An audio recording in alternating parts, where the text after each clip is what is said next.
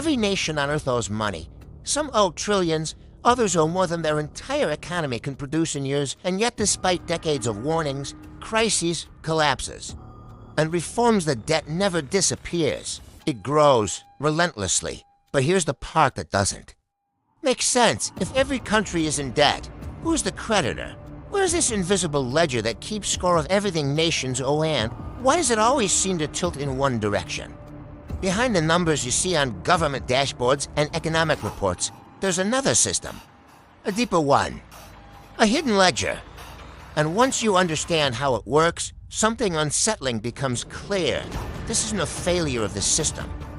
It's exactly how it was designed.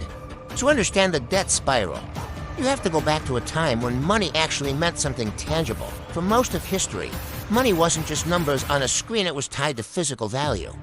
Gold is silver, something scarce, something limited. This limitation mattered because it meant. Governments couldn't just create money endlessly. Debt existed, but it had boundaries. Then everything began to change. It came through a series of quiet decisions, political compromises, and economic experiments. Wars demanded funding. Economies demanded growth. Politicians demanded flexibility, and slowly, the rules of money began to bend. Banks discovered they didn't need to hold all the money they lent. This idea of fractional reserve banking changed everything. Debt wasn't just a result of money. Debt became the source of money, and that's where the hidden ledger begins. At first, the system seemed harmless. Banks issued loans. Businesses expanded. Economies grew. Standards of living improved. But beneath the surface, a quiet transformation was taking place. Every new dollar entering the system was created as debt. Think about that.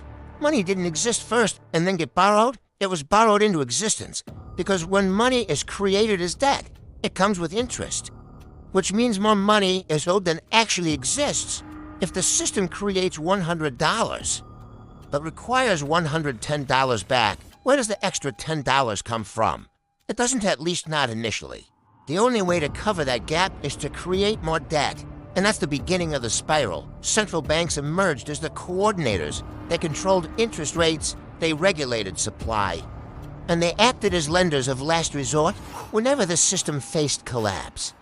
They stepped in, injected liquidity, lowered rates, encouraged more borrowing. Economies became addicted to growth fueled by debt. Businesses relied on cheap credit. Consumers relied on loans. The real ledger operates differently. It's about who controls the creation of money itself. Central banks influence its very existence. This creates layers. At the top, financial institutions gain early access. At the bottom, the population experiences inflation and rising costs. This isn't an accident. It's a structural feature. The hidden ledger tracks more than debt. It tracks power. Every debt system has limits. There have been moments, brief, chaotic moments when the entire system came close to unraveling. Credit freezes, banks fail, markets crash. These are the moments when the hidden ledger becomes visible. The numbers don't add up. But here's the twist. The system doesn't collapse. It gets reset, not by reducing debt, but by expanding it even further. Central banks create money digitally, instantly, and in massive amounts. They buy bonds, they inject liquidity, quantitative easing. The system is now capable of creating money without apparent limits. It removes immediate consequences, but not the long-term cost. While debt expands, so does inequality. Those closest to the source benefit first. They acquire assets before prices rise. Everyone else experiences higher living costs, stagnant wages, and reduced purchasing power. A silent transfer of wealth. The system isn't broken. It's functioning as designed. Debt must grow, money must expand, growth must continue, or the system collapses.